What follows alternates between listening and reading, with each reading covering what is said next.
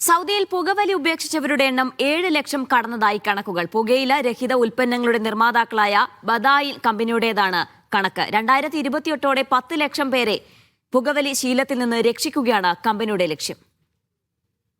2025 അവസാനത്തോടെ 7 ലക്ഷം പേർ പുകവലി ഉപേക്ഷിച്ചതായാണ് കണക്ക്.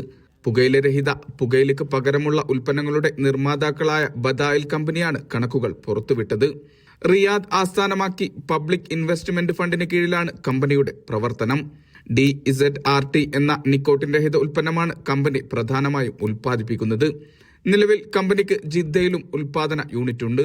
2008ഓടെ 10 ലക്ഷം പേരെ പുകവലിയിൽ നിന്നും രക്ഷിക്കുകയാണ് കമ്പനിയുടെ ലക്ഷ്യം. 2025 ജനുവരിയിൽ പുകവലി ഉപേക്ഷിച്ചവരുടെ എണ്ണം 4 ലക്ഷമായിരുന്നെന്നും കണക്കുകൾ സൂചിപ്പിക്കുന്നു. സൗദി അറേബ്യയിൽ പുകവലി കുറക്കുക, പുകവലി ഉപേക്ഷിക്കുന്നതിന് സഹായകരമായ സുരക്ഷിതവും കുറഞ്ഞ അപകടമാർഗങ്ങളും വികസിപ്പിക്കുക തുടങ്ങിയവയുടെ ഭാഗമായാണ് കമ്പനിയുടെ പ്രവർത്തനങ്ങൾ. Vishal Cherpulassery, media 1, Riyadh.